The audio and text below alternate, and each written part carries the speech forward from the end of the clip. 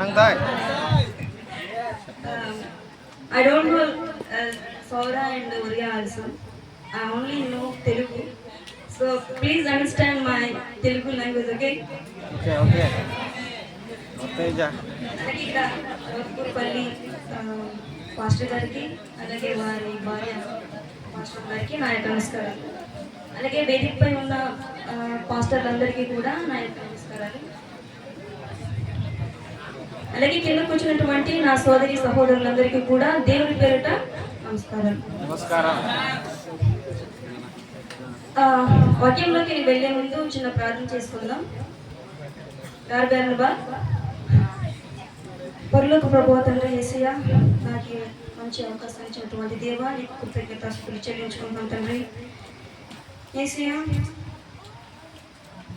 నాకు ఈ రోజున ప్రభువా ఒక చక్కటి వాక్యాన్ని బోధించుటకు నాకు అర్హత లేనప్పటికీ కూడా ప్రభువా ఇంకా ఇంత మంచి బాధ్యతని ప్రభువా నా మీద అప్పచెప్పినందుకు దేవానికి కృతజ్ఞతాస్తుతులు చెల్లించుకున్నాం తండ్రి.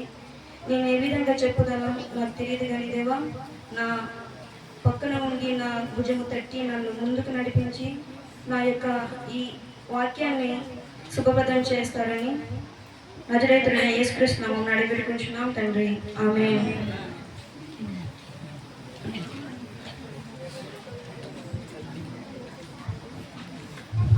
ఈరోజు మనం యాక్చువల్లీ 2 థింగ్స్ గురించి నేర్చుకోవాలనుకుంటున్నాము. నేను చెప్పాల్సినవి 2 థింగ్స్ ఓకేనా? పేషెన్స్గా అందరూ వెళ్ళడానికి ప్రయత్నించండి. అర్థమవుతుందా?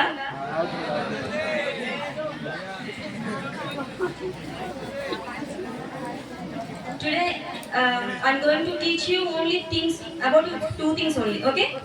One about peace and then how much God will give you love. Okay na? Okay. వాక్యానికి వెళ్ళక ముందు ఇంకొక ప్రశ్న మీతో నేను అడగాలనుకుంటున్నాను. ఏంటి అంటే ఇక్కడ ఎవరికైనా తెలుసా 10 ఆజ్ఞల గురించి? 10 commands. Anyone know?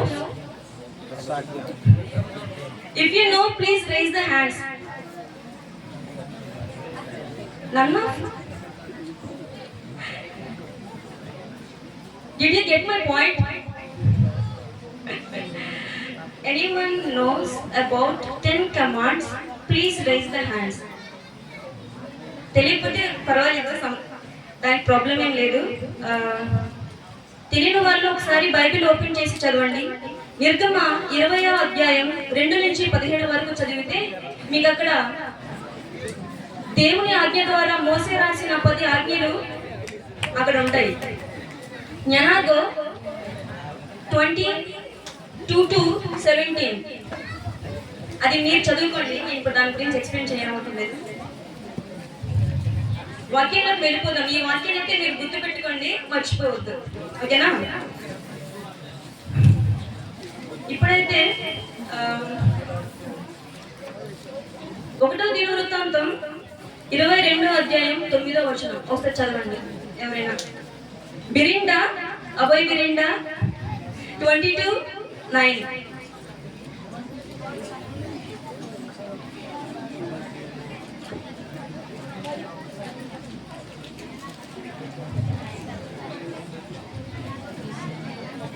ఓకే, నేనే చదువుతాను.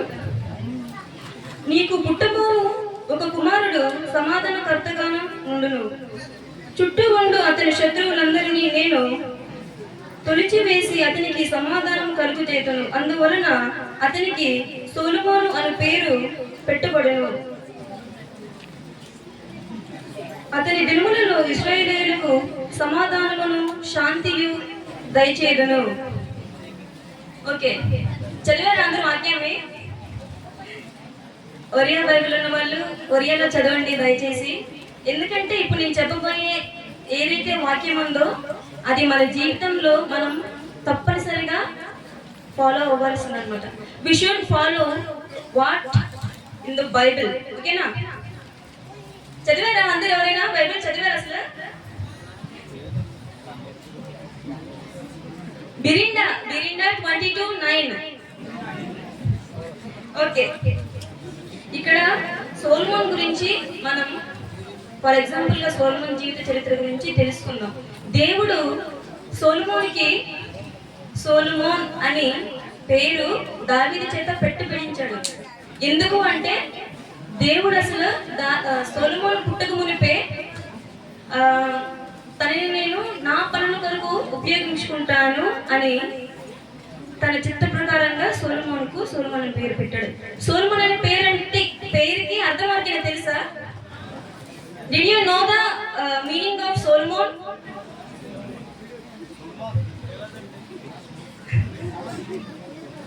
సమాధానము కలవాడు అని, అంటే పీస్. సమాధానం అంటే ఆన్సర్ కాదు, పీస్. ఓకేనా? ఎంత సమాధానం కలిగిన వాడు అంటే తన యవ్వన కాలంలో రాజుగా పట్టాభిషేకం పొంది 40 సంవత్సరాలు కూడా సమాధానం కలిగి తన రాజ్యాన్ని చాలా ప్రశాంతంగా అన్నమాట పరిపాలించాడు. అంతటి సమాధానం కలిగిన వంటి వాడు సొలొమోను. ఒక్క రాజ్యాన్ని అనడంలోనే కాదు, దేవుని దృష్టిలో కూడా సమాధానం కలిగిన వాడు. అర్థమవుతుందా? వెళుతున్నామో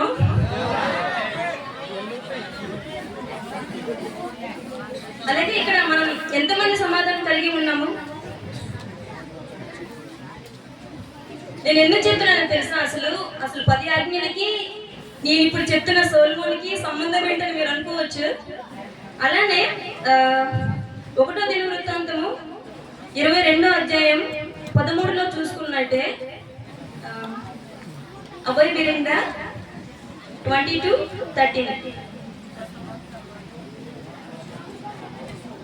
అక్కడ రాసింది, యెహోవా ఇశ్రాయేలీయుల గూర్చి మోసేకి ఇచ్చిన కట్టడల ప్రకారముగాను ఆయన తీర్చిన తీర్పుల ప్రకారముగాను జరుపుకొనుటకు నీవు జాగ్రత్త పడిన ఎడల నీవు వృద్ధి పొందుదువు.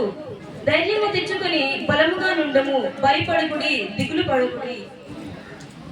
వాక్యంలో చాలా స్పష్టంగా ఉంది. ఏమని? మోసే రాసిన కట్టడలను ఫాలో అయితే మనం అన్నమాట వృద్ధి చెందుతాం. when we follow the 10 commands, then we reach the higher positions. అది లైఫ్లో అవ్వచ్చు, దేవుని చిత్త ప్రకారంలో నడుచుకుంటానైనా అవ్వచ్చు అన్నమాట. సొలొమోను యవ్వన స్థితిలో ఉన్నప్పుడు తను ఈ 10 కమాండ్స్ అనేవి ఫాలో అయ్యాడు. కనుకనే దేవుని అనుగ్రహము అతని యందు ఉండి అతను తన రాజ్యాన్ని పరిపాలించుటకు సహాయం అయ్యింది. ఇలా చూసుకుంటే సొలొమోను ఒక రాజ్యం పాలించడంలోనే కాదు, అతను ఏమంటారు తీర్పు తీర్చడంలో కూడా ప్రావీణ్యం పొందినవాడు. మీకు ఈ కథ తెలిసి ఉంటుంది కదా, 2 అమ్మలు ఒక కొడుకు గురించి కొట్టుకుంటూ ఉంటారు. నాకు కథ తెలియదు. కొట్టుకుంటా ఉంటే అసలు ఆ బిడ్డ ఎవరికి బిడ్డ అని ఆ తీర్పు తీర్చే విధానం బట్టి మనకి సొలొమోను ఎంతటి జ్ఞాని అనేది తెలుసుకోవచ్చు. సో ఈ పాఠంలో మనము సమాధానాన్ని ఎలా కలిగి ఉండాలనేది నేర్చుకోవచ్చు. ఇప్పుడు ఇదైతే మన పూర్వకాలంలో జరిగింది. సొలొమోనుని మనం ఎవరూ చూడలేదు. సో దేవుడు మనకేం చెప్తున్నాడు ఈ వాక్యం ద్వారా అంటే, మనం ఎంతమంది ఇక్కడ సమాధానం కలిగి ఉన్నాము అని. ఎంతమంది సమాధానం కలిగి ఉన్నారు ఇక్కడ? అందరూ పీస్ఫుల్ గా ఉన్నారా? దేవుని యందు నమ్మకంగా, దేవుని యందు, దేవుని వాక్యమందు హత్తుకొని ఎవరైనా ఉన్నారా ఇక్కడ? అర్థమైందా నా క్వశ్చన్?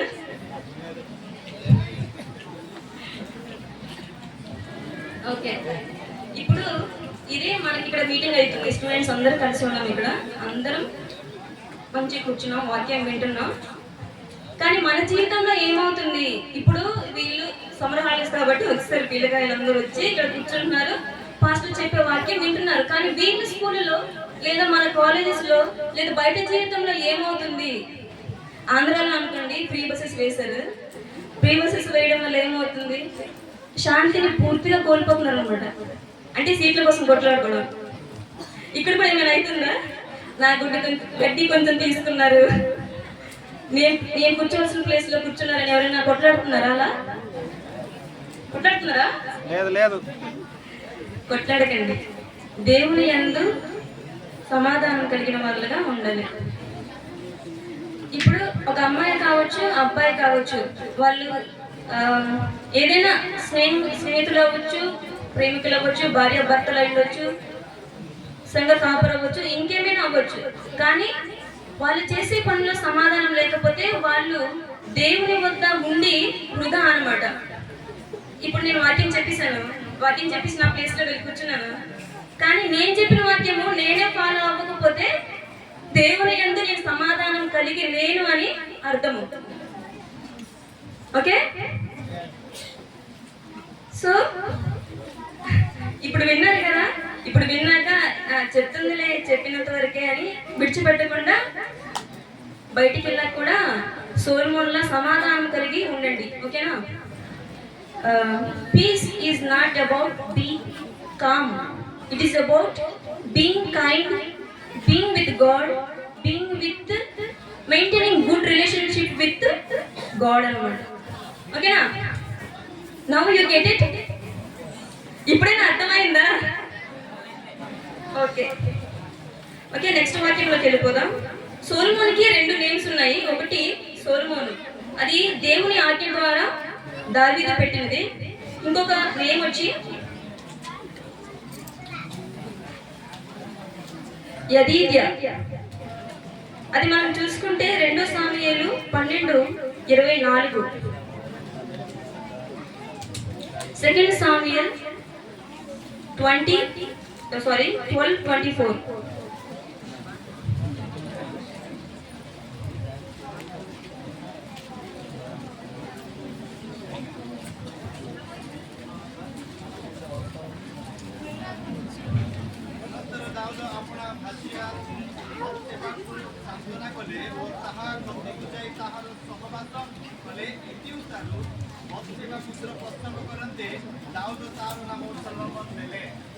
Okay, thank you.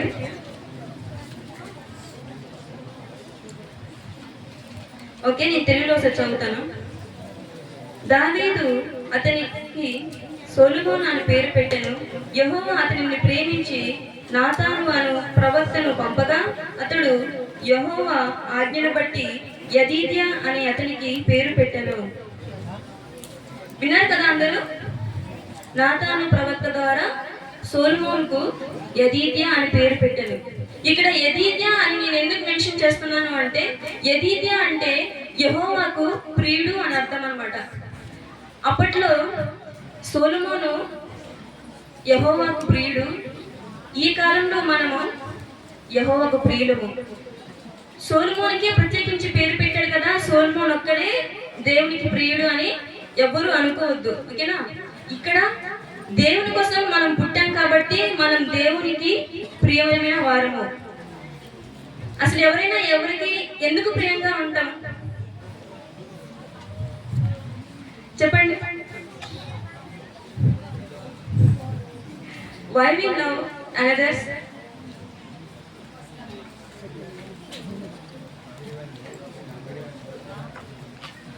ఇప్పుడు లోకం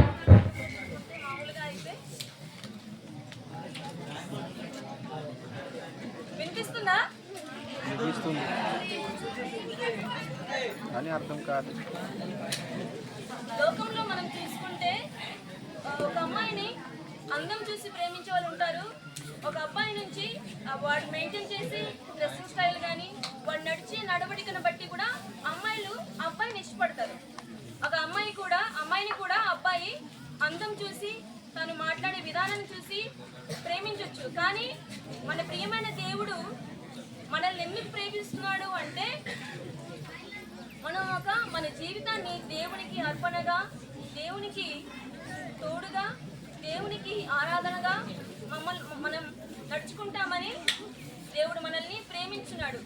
అలానే ఇక్కడ సొలొమోను కూడా ఎంతగానో ప్రేమించి ఉన్నాడు. ఎందుకు అంటే, ఒక చిన్న వాక్యంలో అంటాడు, సొలొమోను కల్లోకి వచ్చి దేవుడు అడుగుతాడు, నీకు ఎటువంటి కోరిక కావాలి అని అడిగితే వాడు అంటాడు,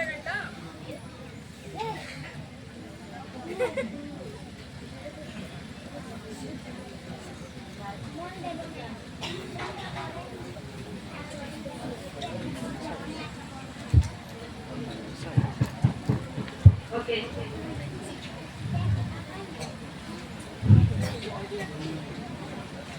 సొలొమోను సొలొమోను గారిలోకి దేవుడు వచ్చి నీకేం వరం కావాలి అని అడిగితే సొలొమోను అంటాడు, నేను చాలా బలహీనుడై ఉన్నాను, నాకు జ్ఞానాన్ని, వివేకతని, బుద్ధిని కలుగజేయమని అడగగా దేవుడు ఎంతో అతని మాటలు విని ఎంతో ఆనందపడి అతనిని ఇంకా ఎక్కువగా ప్రేమించడం మొదలుపెట్టాడు అనమాట. మీకు కావాలంటే ఆ వాక్యం ఎక్కడ ఉందంటే 1వ రాజులు 3వ అధ్యాయం 7 నుంచి 15 వరకు, అంతవరకు మీరు చదువుకుంటే ఆ స్టోరీ మొత్తం మీకు కనబడుతుంది. ఇప్పుడు లోక ప్రేమలను మనం ఎంతగానో ప్రేమిస్తాం. ఒకరు మొబైల్ని ప్రేమిస్తారు, ఒకరు టీవీని ప్రేమిస్తారు, ఒకరు డ్రెస్సులు ప్రేమిస్తారు అనమాట.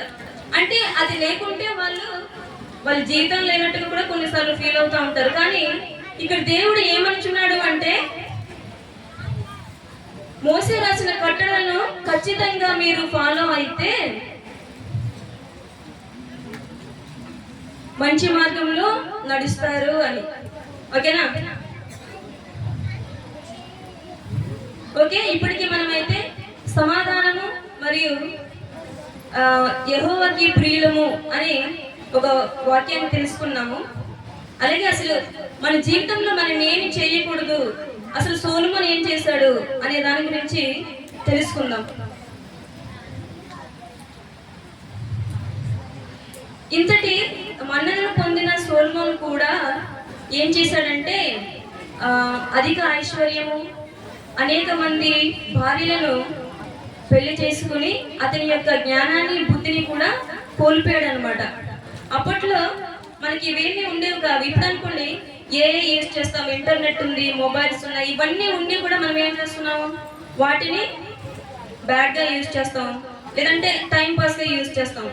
కానీ ఇవేవి లేదంటే రోజుల్లో కూడా అంతటి జ్ఞాని అయిన సొలొమోను కూడా ఏం చేశాడు అంటే, మోసే రాసిన కట్టడలను తప్పిపోయాడు అనమాట. ఇక్కడ చూసుకుందాం, రాజగుండకుడి లక్షణాలు ఏంటి, అలాగే అసలు లక్షణాలు ఎందుకు ఫాలో అవ్వాలి, ఆ 10 ఆజ్ఞలతో సంబంధం ఏంటి అనేది ఇప్పుడు చూసుకుందాం. ద్వితీయోపదేశ కాండము 17వ అధ్యాయం 16 నుంచి 17. బాగుజునబే 16 to 17.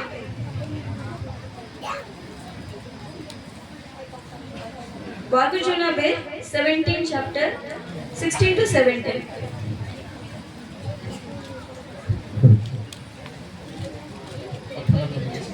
ମାତ୍ର ସେ ରାଜା ଆପଣ ପାଇଁ ଅନେକ ଅସ୍ପ ରଖିବ ନାହିଁ, କିମ୍ବା ଅନେକ ଅସ୍ପ ରଖିବା ଅଭିପ୍ରାୟରେ ଲୋକମାନଙ୍କୁ ପୁନର୍ବାର ମିଶରକୁ ଗମନ କରାଇବା ନାହିଁ।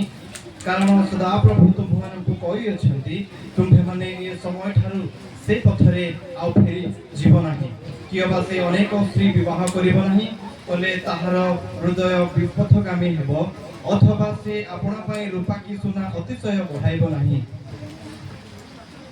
Thank you. ఇక్కడ మన తెలుగులో చూద్దాం, మెయిన్ పాయింట్స్ చదువుతాను.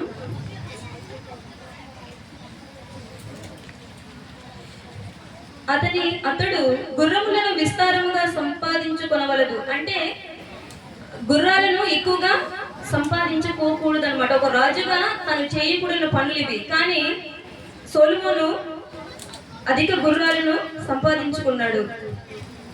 అదేవిధంగా ఇంకొకటి ఏంటంటే, అనేక మంది భార్యలను అతను వివాహం చేసుకున్నాడు. ఎంతమంది భార్యలను చేసుకున్నాడు? 1000 మంది భార్యలను వివాహం చేసుకున్నాడు. 700 భార్యలైతే ఉపపత్నులు 300 మంది. అదేవిధంగా అధిక సంపదను సమకూర్చుకున్నాడు అనమాట. ఎంత సంపద అంటే, ప్రపంచంలోకెల్లా సొలొమోనుకున్నంత ధనము ఈ ప్రపంచంలో ఎవరికి లేనంతగా సంపాదించుకున్నాడు అనమాట. మనం బాగా అబ్జర్వ్ చేస్తే ఈ కాలంలో మనకి గుర్రాలు అవసరం లేదు, కానీ డబ్బు అవసరం.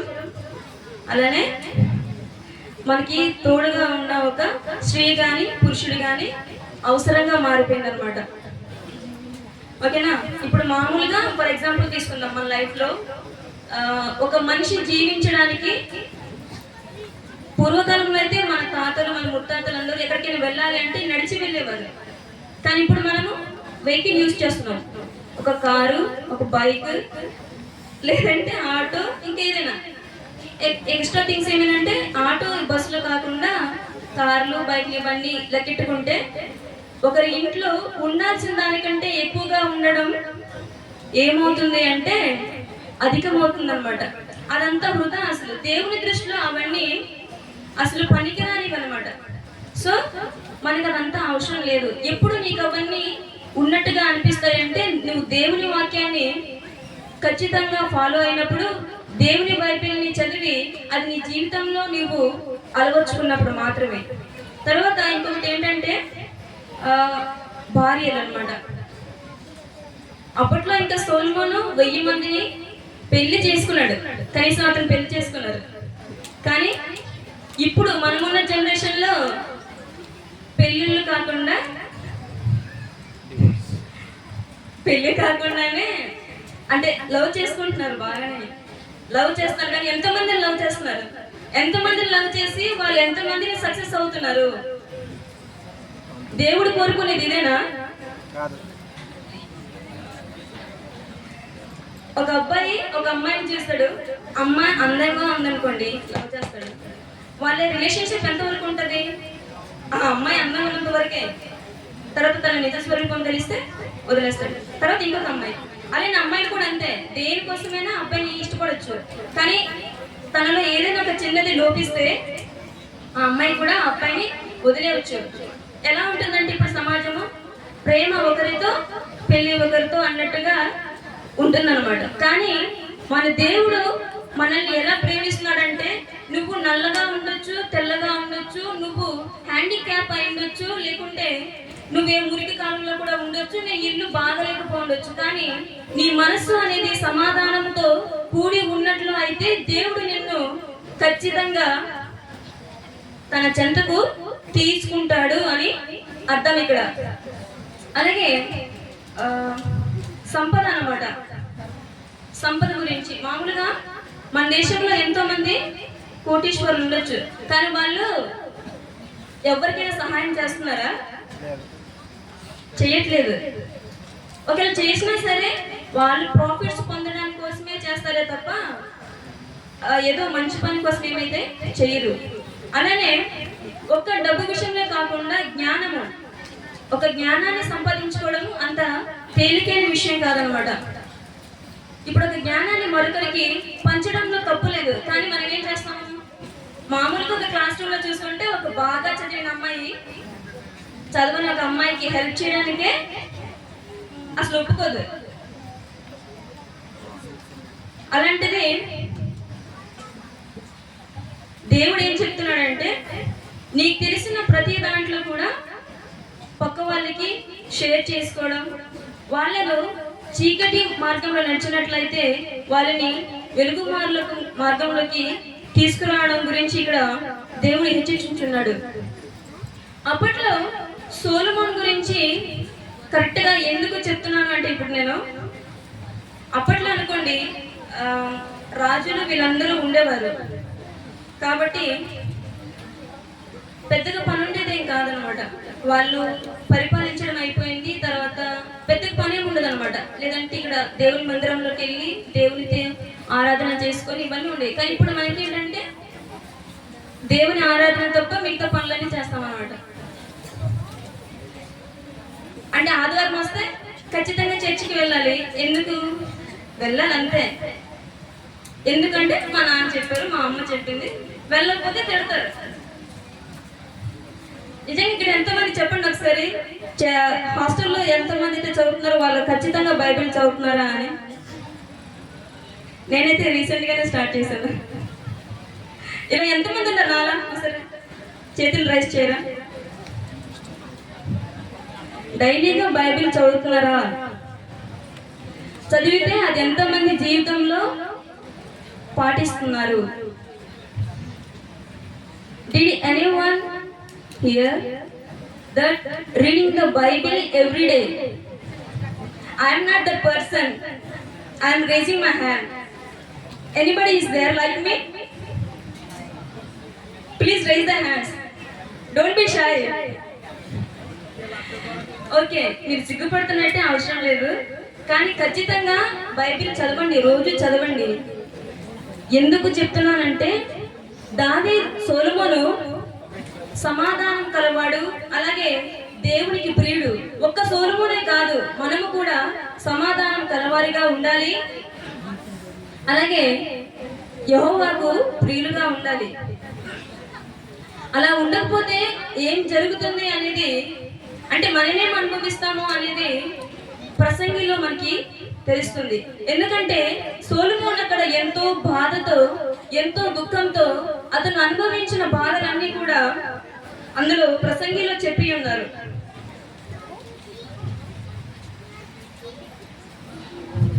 ఇక్కడ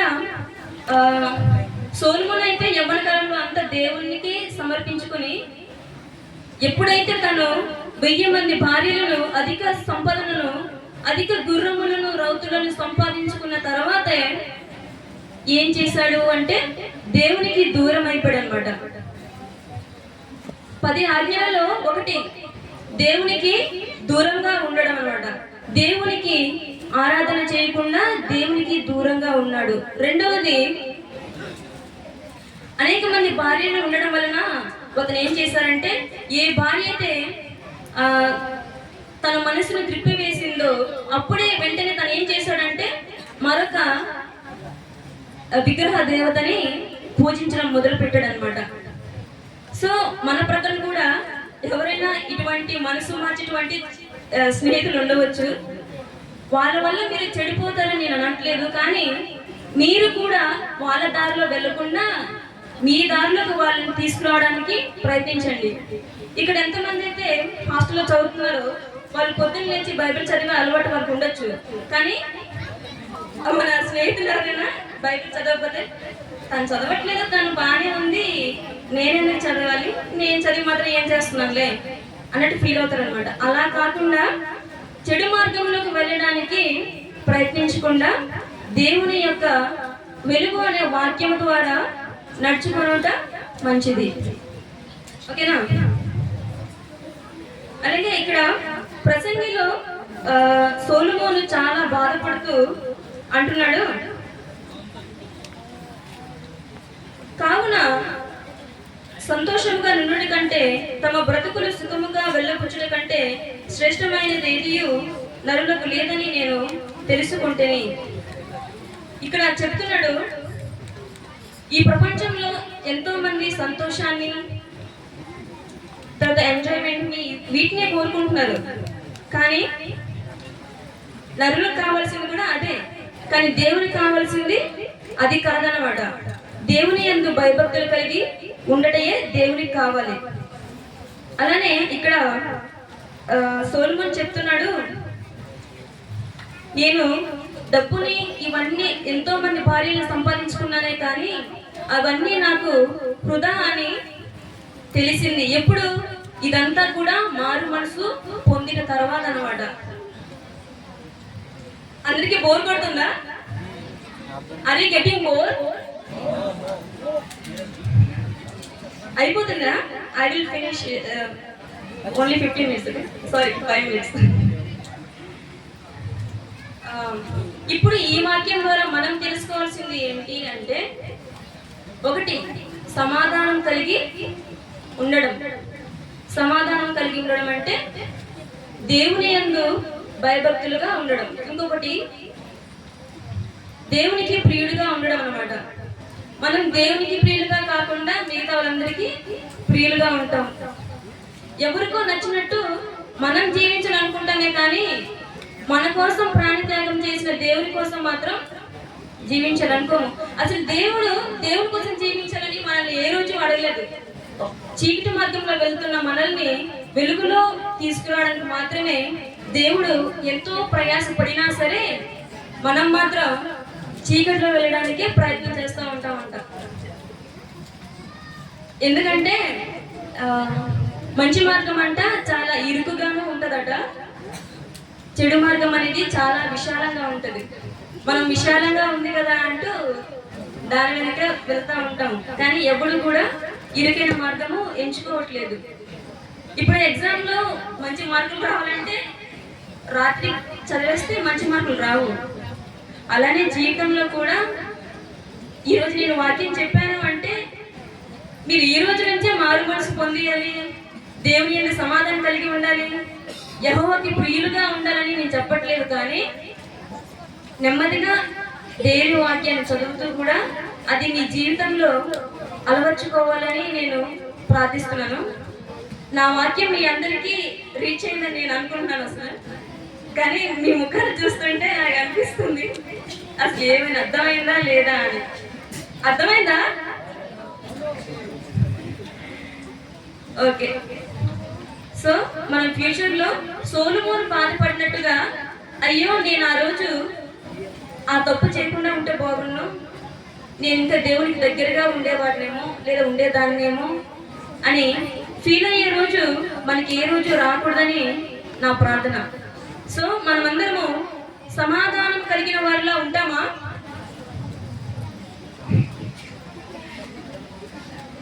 నా క్వశ్చన్ మీకు అర్థమైతే సమాధానం చెప్పరా ప్లీజ్. మనమందరం సమాధానం కలిగిన వారిలా ఉంటామా?